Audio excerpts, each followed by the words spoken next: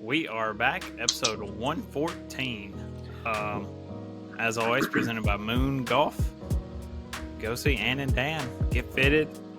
I'm sure Dean has personally fitted clubs that match his game, and we're all trying to play course. like him. Yep. So go check It out is Moon Golf. important.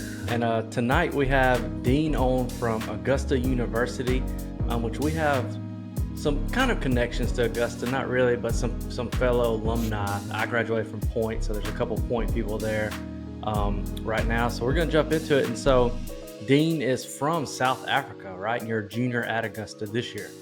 That is correct. Yeah, long way away from here. We had a South African.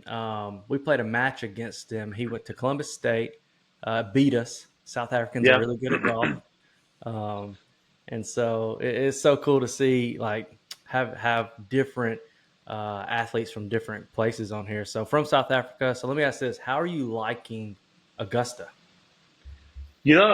starting from the top. The first time. Obviously hearing about Augusta, it's every golfer's dream to kind of, especially coming from a different country. So you hear Augusta National, the Masters, and all that stuff. So, I was excited from day one coming in, and I'm loving it. I'm loving the community. Everybody's is such a part of our golf program. It's kind of like being the football team in Athens. It's we walk around. Everybody knows our faces. We kind of know everyone else's faces. So I fit in quite easily, and for me, this has kind of exceeded my expectations by miles. So I'm having a lot of fun over here. So how'd you get to Augusta? I know you were at a school previously, correct? Before Augusta, and then you transferred, or No, actually, I started my freshman year oh, right over here. So, I was kind of in the refs when I was in my final year of high school. I was talking to a couple of universities, and I was actually in contact with Colorado State and before Augusta, and kind of last minute, just before signing week came up, we had our coach send me a message after one of the South African players that now play at Toledo. He was playing here at Augusta, and he actually told the coach about me. And after I heard, I've had two South Africans that were on the team at that moment, I said, well, why not? So we kind of got into talks with that coach at that time. He actually left just before our current coach came in. And then I found myself here, kind of a week after getting in contact with Augusta. So, and at this stage, very happy with my decision. y'all are hot right now, back to back conference champions. Um, do you think this year with the team? I don't know if y'all how many seniors you lost or anything. Do you think y'all are still in position to do that again and then maybe go a step further, or how do you think the team's looking as y'all are getting ready? Oh, 100%. We've got such great depth in this team. Um, we were 10 guys on the team, 11 guys if I'm wrong, but last year. And the depth was just so crazy. We could have sent the other six guys that stayed at home, and we probably would have come on top of the conference championship as well. So we've got amazing depth in this team, and I'm backing every single player in this team at the moment. And we've got a couple new guys that came in, two transfers, one from Mississippi State, one from Liberty, uh, both top 150 Wagga players. So, we've got crazy depth in this team, and we've got a coaching staff that is world class, top 10 program level. And I think we can definitely go back to back, and I think this is a program that's going to make many more, NCAA regionals appearances, and our goal is obviously to get to the national championship. And I feel like with the team we have now, I feel like with the team we had last year, it was unfamiliar waters going into the regionals. It was my first regional. It was our second regional in I think 6 or 7 years. Hmm. So we've just jumped the ranks so much in the last couple of months. So I feel like with the team that we have now, the team that we're going to have in the future, we're not just going to be a mid-pack team anymore. I feel like we're going to kind of try and repeat what the team did in 2010 and 2011. And I've got no worry about the guys that we currently have to go and, kind of do that in the next couple of years. With the current team, are y'all, and you say you have a lot of depth, are you top heavy as far as like seniors, or you got a good mix of juniors and sophomores in there? So to my understanding, I think, I don't think we have any seniors at the moment. I think we have 4 or 5 juniors, including myself. So, we lost Cole Stevens and Ryan van der Klis last year. Cole Stevens obviously playing at point as well as Ryan under Maddox. Hmm. And, both South African guys as well grew up playing junior golf for them. But the impact, I mean, they left on our program with the leadership from both of them. I feel like whether we're a junior or a sophomore, um, doesn't really matter. I feel like we've all got the leadership skills and the leadership qualities to go on and, kind of pick up where we left off last season. And I mean, with y'all's coach, Coach Payne, I had just graduated Point when he came to Point, and he Yeah, took a basically new program, got him to #1 national ranking, got him to the NIA national championship tournament while he was there. He was coach of the year. So you got a great coach coming from Mississippi State now to y'all's program. So I think y'all are stacked. And I was looking at y'all's schedule earlier. Y'all are starting off strong with some big names coming up. Like you play Northwestern early on in next month, I yeah. believe. Then you go to play in the Fighting Irish Classic up in Notre Dame. Do you love the travel? Do you love that part of it, going and playing all these different places, or Oh are you yeah, a home guy? no, for sure. I love the travel. From growing up back home in South Africa, we did a lot of traveling with my family, and I've always just loved seeing new parts of the world and new parts of the country. So Mhm. for me, when I hear we're going north, and we were actually, funny story, we were sitting in the NCAA regional watch party, and every single one of us was sitting there hoping and praying we don't go to Chapel Hill because it's only an hour and a half drive from here. So we were all sitting there hoping and praying we're going to California, and what do you know? We ended up going to the Stanford Regional, which we were very, very happy about. 2 days, 3 days after we came back from San Antonio. So yeah, I mean, obviously with all the tournaments being up north right now, Mhm. traveling is a big part of of what we all do, and I just love it. And I'm excited for the travel. The less we do it in the van, the happier I am. Put it that way. With What? Oh, go ahead. With Ruin getting hired on as one of your assistants, have you played with him before with your connection to Point, or is he just um, another? Because he's South African as well, right? he is, yeah. So Ruan played at Point as well. Ended up transferring to Mississippi State. Played under Dusty, and under Coach Payne when Payne was over there as well. And he's just a heck of a player. He's he actually turned pro before he went straight out off of high school, and he got his tour card in South Africa, played for a year, and then kind of went, straight and said gave away his professional status, went back to amateur, and came to play college.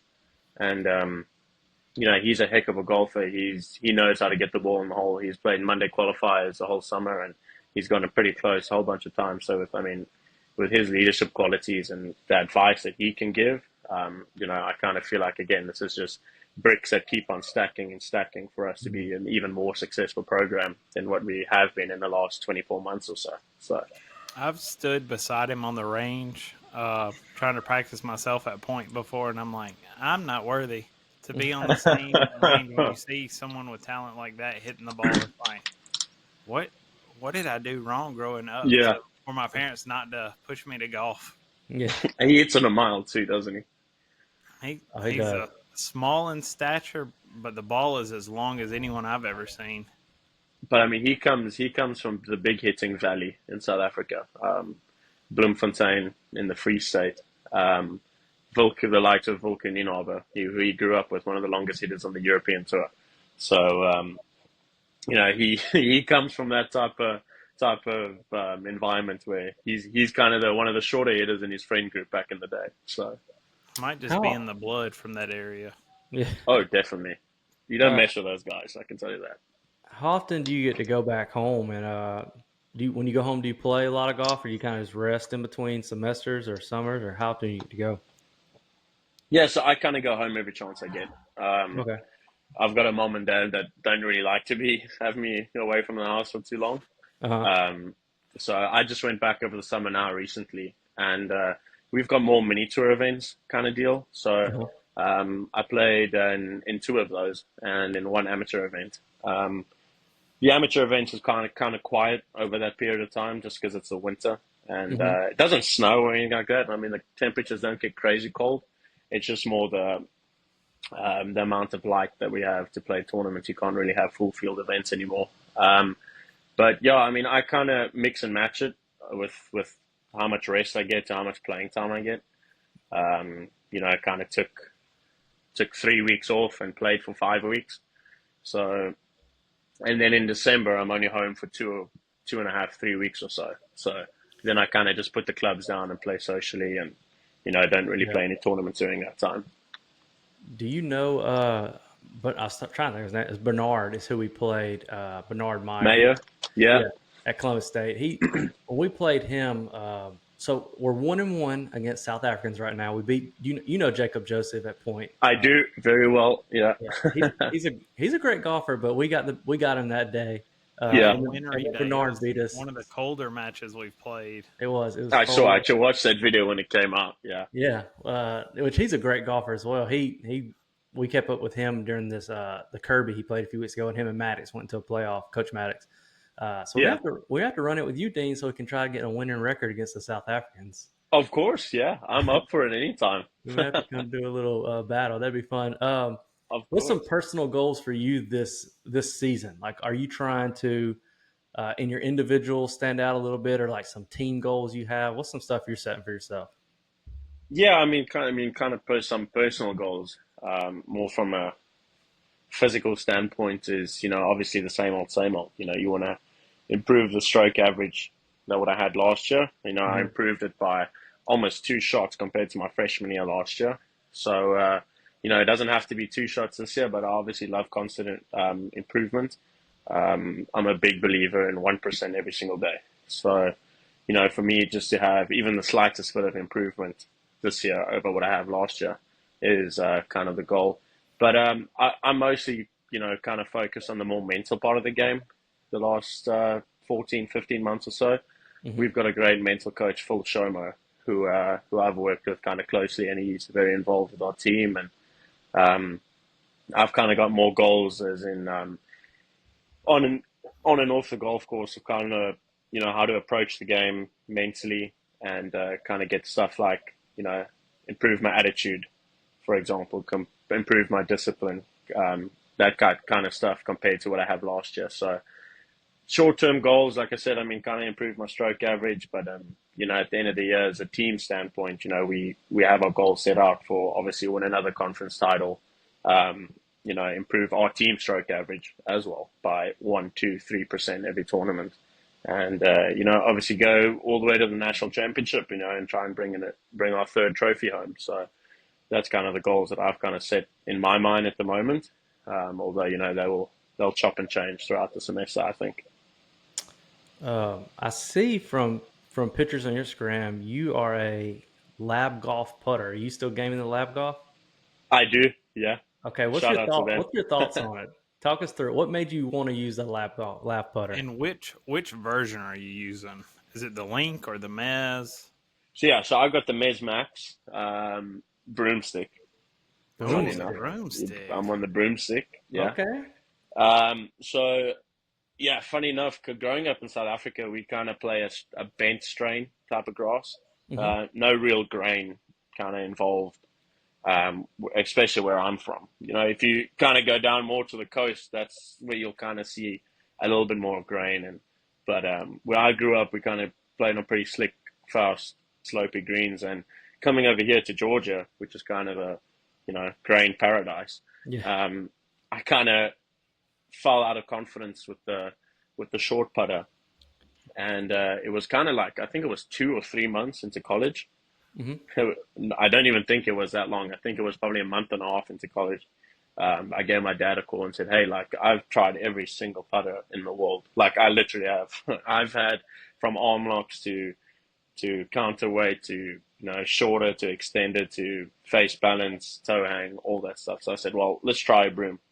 And I've got a good friend who plays on tour in South Africa, and he's one on the European tour as well. Sean Norris, he's one of the best broom putters on tour. You know, he leads the putting stats in Japan. He's up there on the DP World Tour, and he's a good family friend of ours. And I actually ordered the broom while I was here in America, and I got it about a week before I went home for the first time. And I actually spent the whole entire Christmas holiday from like second week of December to first week in Jan of that year. I spent with him, kind of learning the ways and stuff like that. And I've never looked back since. And I was talking to Zach earlier. I played the event at Newnan, the Skyhawk Invitational, Okay. Yeah. as an indie my freshman year. And I was sitting in our golf house in our locker room just before we left, and I had the blade and the broom like this in my hand, and I said, "All right, well, what are we going to do this week? You know, you've been practicing with the broom for 2.5, 3 odd months now. I only kind of use it in qualifying, or we're going to go with the short putter." So I said, "Well, you know, it's an individual event. You know, I'll only be hurting myself, so let's take the broom." I was telling Zach, I ended up winning the event by 10. And Oh, wow. yeah, won the event by 10, and you know, I never took it out the bagging. I actually got a new broom, an inch shorter with a different shaft in it, but I still have the old one as well. So We had Sam, the kind of the inventor of lab golf. We had him on the podcast oh wow, 5 months ago, and it was one of our most viewed podcast episodes we ever had. And he kind of just talked us through the history of it and the technology of it, and I believe everything about it. Zach had one. 100%. Yeah, Zach got rid of it. He had one, but it I was could solid. not control pace with it, and it's probably from lack of practice. But if I missed it, it was 3 foot past instead of close by. yeah. But I had the arm lock Mez Max, and I liked it. But eventually I want to move to a broom. Look, I mean, it takes time. If I'm gonna be kind of honest about it, it was something that I kind of had, and I'm used to it now, kind of thing. But it's not something that you got to take it seriously, and you got to put the work in with the thing to get it to work. But once it started working, I've never ever had the thought of going back to a short putter. So Did you get put it any that way. hate from your teammates when you swapped to the broom? Like you first pulled it out? Uh, I had a few faces turned and said, what are you doing?" But I mean, we're such a close group of guys. It's more laughs and giggles about it. It's like, "Oh Yeah. wow, that's cool. Let me give it a try." I think they use it more than I did in the first month or so because they were trying to see how this thing works. But yeah, right now they kind of don't give me grief anymore about it. But Listen, they definitely did. when we play our match, we'll put up something, but we want you to put up 2 of those Augusta towels y'all have. I want one of those for my golf bag. Oh Of yeah, course, That's what we'll of throw up in the course, match, and then we'll put up some BSG hats and shirts and some kind of gear. But we got to put a perfect. towel up for grabs. I'm in. Uh, Sounds good to me. so let's what talk. are you? Oh, go ahead. I was gonna say, what are you currently rocking in the bag? I see the pink shirt. Are you a pink guy Well, for there's your actually a club? Pioneer shirt. That's Oh, the fine. that's the Cradle boy. sundial guy. Yeah. That's him. So, but actually, on the ping note, I do actually have the 430 in the bag, the driver. Mhm. But at the moment, I got the SM9s still in the wedges, 50 degree, 54, 58. Then I've got the T150s, pitching wedge to 4-iron. And then I have my old P792 iron that I'm still rocking. That thing is never going out the bag. And then I recently put in an old, I think it's from 2019 or 2018, Titus hybrid that I had, Oh wow. which kind of does the deal. And then I've got the triple black diamond paradigm 3-wood. 13.5 degree, which just goes an absolute mile. And then I've got my old trusty Lab Golf broomstick with the LA Golf shaft, and it's again, shout out Lab. I mean, they know how to get the rocks to roll. Put it They that do. way. They've got it figured out. Yeah. Let me ask. I like to ask all the college golfers, kind of in the crazy golf world it is now. There used to be just one main goal. Now there's two tours. We don't know the future of it. Do you have kind of a plan in place of, hey, this is, you don't have to say specifically, but like, I want to do these kind of events to try to get to here, or you kind of just whatever leads to what? Are you going to chase this professionally after college? I mean, I think this is definitely something that I want to do for the rest of my life. I think I definitely believe that I can, and I definitely a want as well. Mm-hmm. Um, I mean, obviously, I mean, you guys are fully aware of the PGA Tour U and what the PGA Tour has Mm-hmm. done for the university and the college students, which is absolutely amazing. Yeah. So obviously, in the long run, looking back, I've got 2 years left. Is obviously to get in the top 25 collegiate rankings, to try and get a place somewhere, um, to a card somewhere to play. But there's a lot of different plans. There's if going back down to South Africa, making it on the Sunshine Tour. They've got good ties at the European Tour and the Challenge Tour, and and there's always, if things go well, Asian Tour, Japanese. I'm a big fan of the Japanese Tour as well, Mm-hmm. and but yeah, I think it's the level of golf over here is just so good. Um, and so expensive. I mean, you guys have probably seen numerous amount of PGA Tour golfers like Ben Griffin, obviously posting down his breakdowns of, Mm-hmm. what he pays every single week. Yeah. So again, I don't know exactly what I'll do, um, but there is kind of a path set in place for where I want to go straight after college.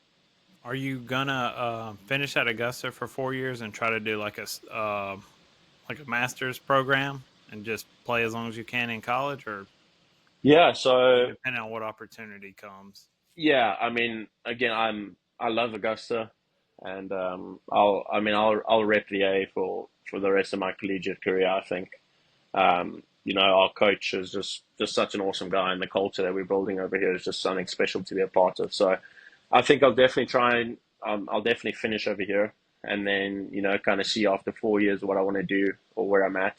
Kind of maybe do a graduate assistant type thing, to get my master's degree, be here for another year. But yeah, we'll only time will tell, I guess. We'll see. We'll see where we get to. Well, we're rooting for you. We love what the guys that we talk to, kind of seeing where they go. It's funny.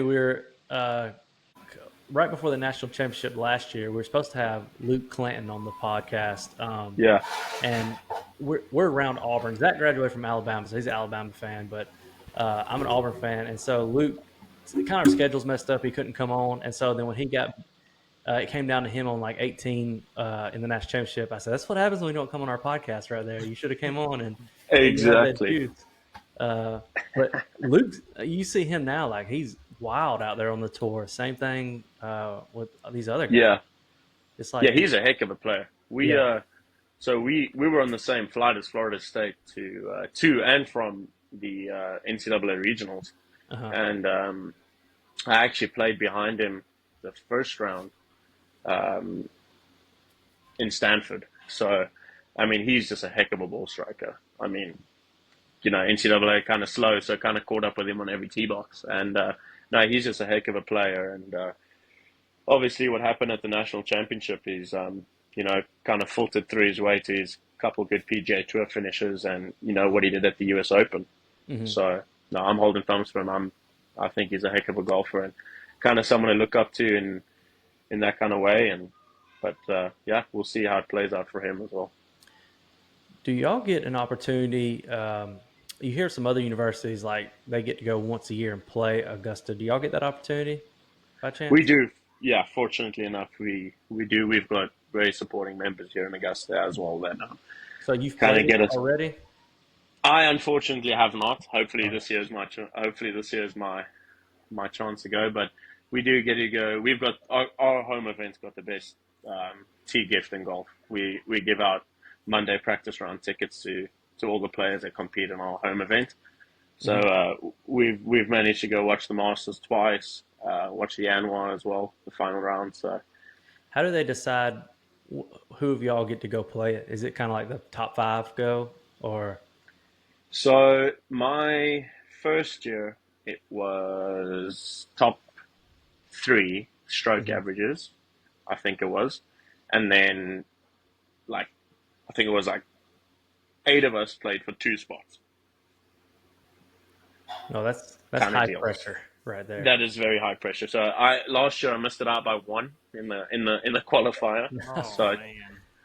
to my roommate as well. So I wasn't too happy with him. But Do the coaches get to go? Do they play it or do they just kind of watch? no, our assistant coach played last year, and our head coach played the year before. So he's had enough.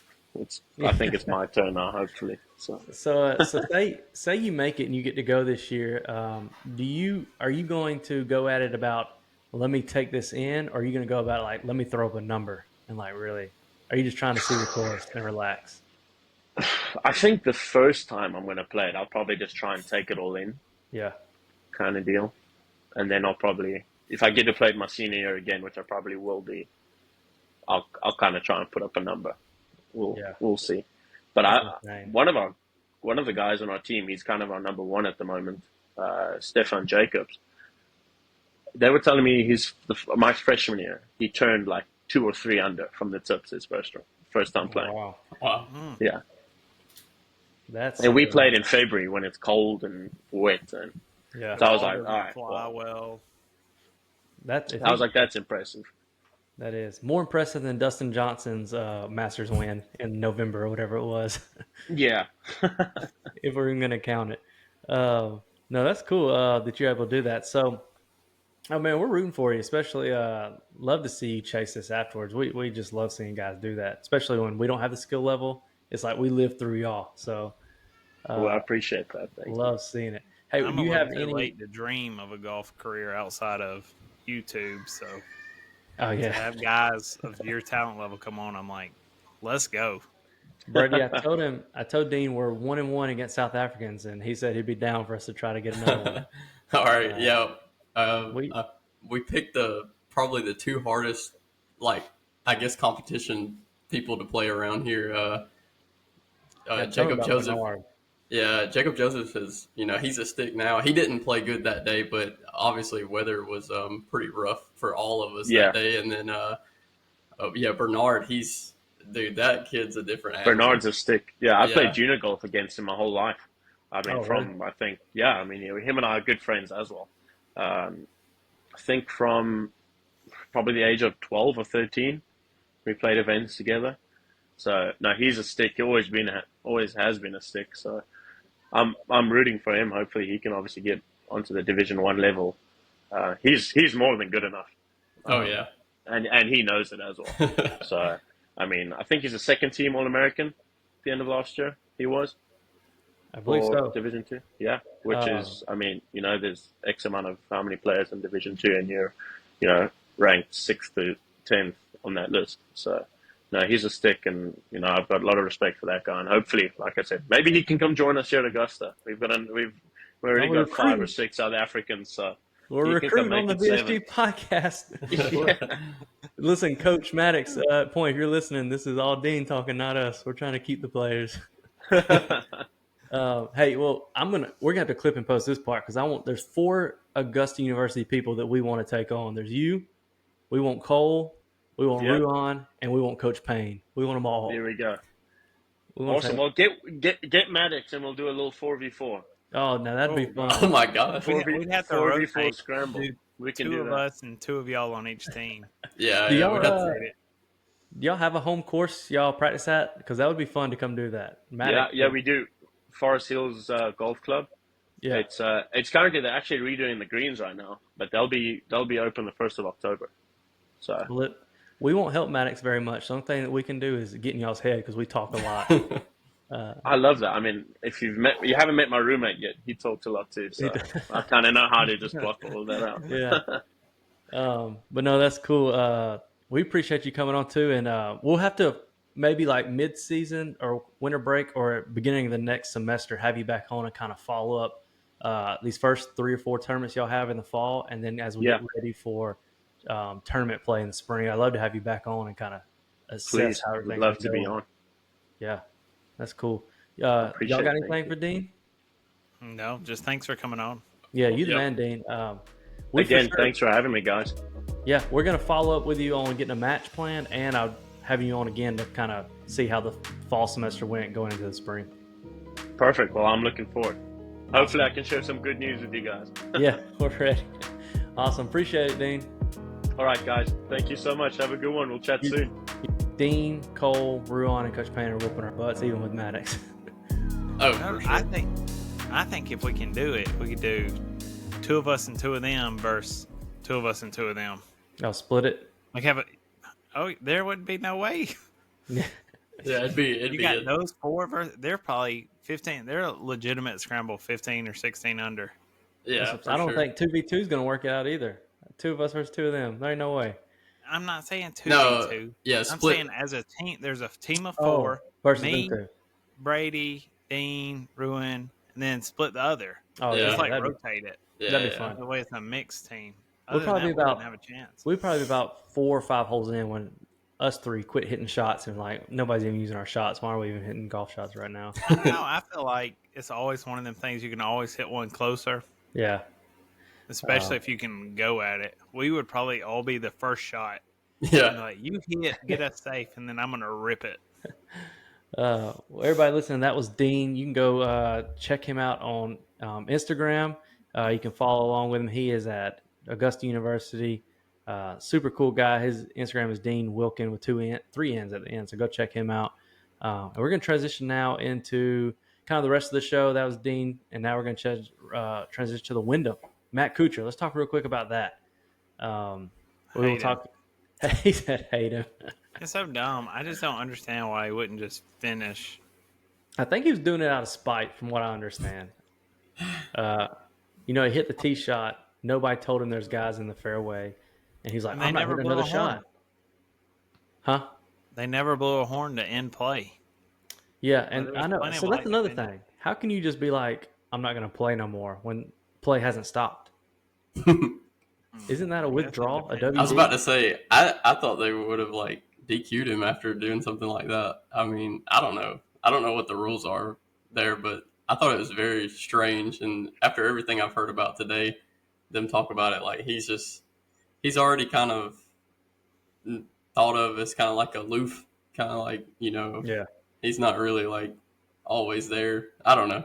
But just so there's some strange things that happen. And then he tried to like say yesterday morning after he finished, like he was trying to help out one of the amateur or the guys, like this, not an amateur guy, I forget what his name was, but he was like a rookie on tour. He was trying to help him out by like he thought he could get him to not finish his round with him, the guy, his playing partner, and that guy just kept playing, so it didn't work out for him.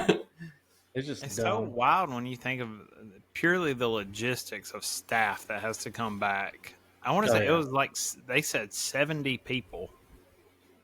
There were Run people, cameras and everything. Yeah, I mean, you got to have all the rules officials. It has to be the same as a Sunday. there were people like in the stands, like cheering him on for making that par on Monday morning. Like I would have been up there booing him if I was there. When he gets over the putt. Yeah. Boo! Yeah. His chip was impressive. He almost chipped in for birdie, but he missed out. What about the relief he got? I didn't see the relief. He got relief. He wasn't in the fairway. Oh That's yeah, right, when he drive. marked. Right, he was in the rough, and they granted him relief for where the scoreboard, from what I understand, used to be. They had already taken it down. Wow. That's insane. So they gave him relief to the fairway for temporary immovable object. Or temporary something object. That's it. Yeah, that's right. That's what we like to call scummy. Yeah. So then he got it to off the green, almost chipped in and made a par.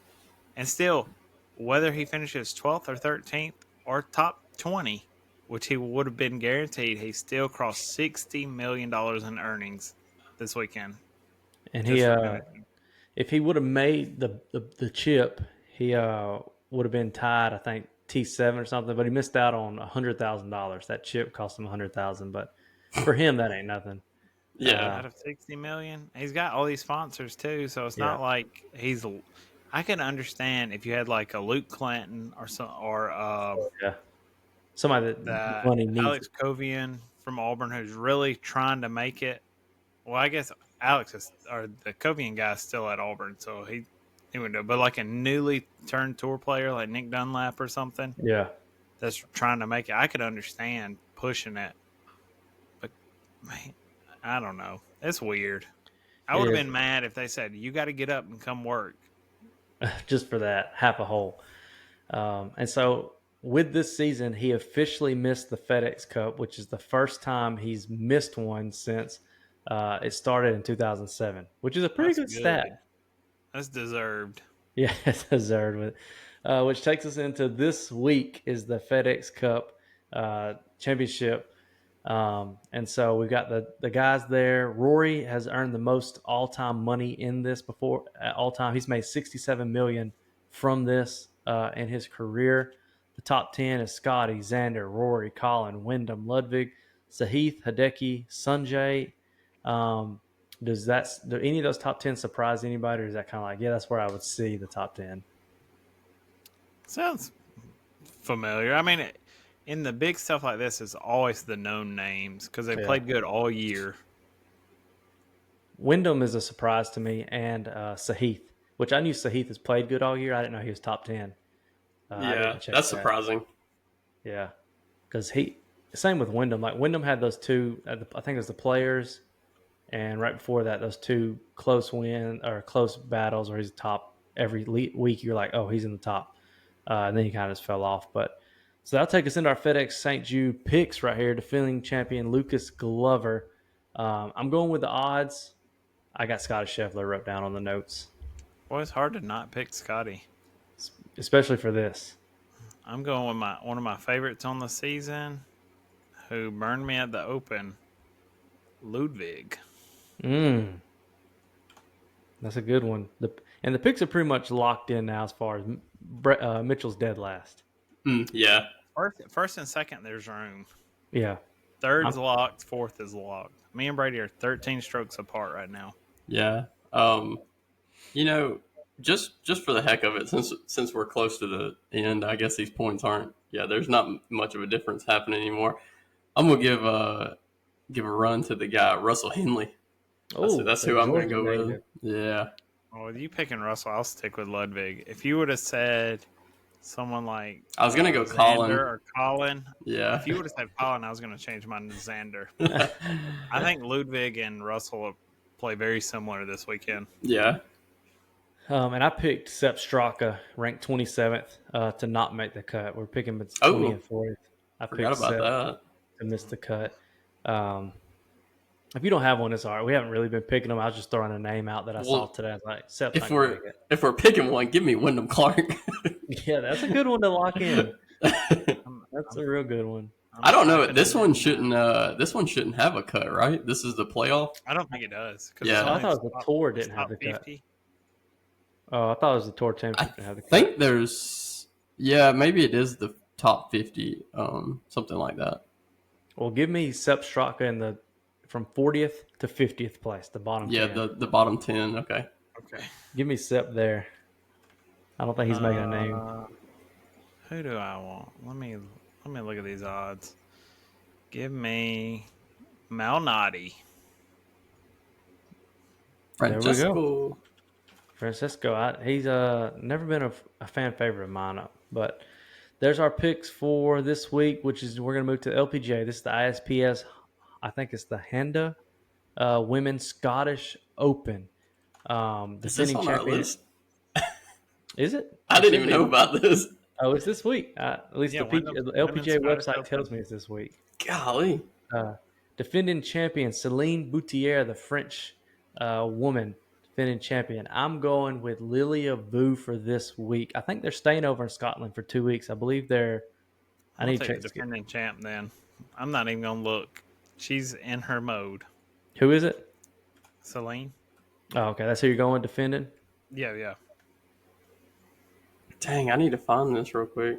Yeah, that's August 15th. And then next week they're in Scotland as well. So back-to-back weeks in Scotland. And then, so we've only got 3 weeks to Oh, this is Solheim Cup. the one before the Women's Open. I see it. Okay. Yeah. Because I was Uh, like, Make I sure thought Celine's still in the field. the Women's Open next week's gonna be big. They've got a $9 million purse. yeah, she is. I see Um, her, Zach. I'm changing. I'm going with the odds favorite. who? I'm trying to close this out. Ayaka. Okay. Give me the gold medalist from this past Ooh. week, Lydia Ko.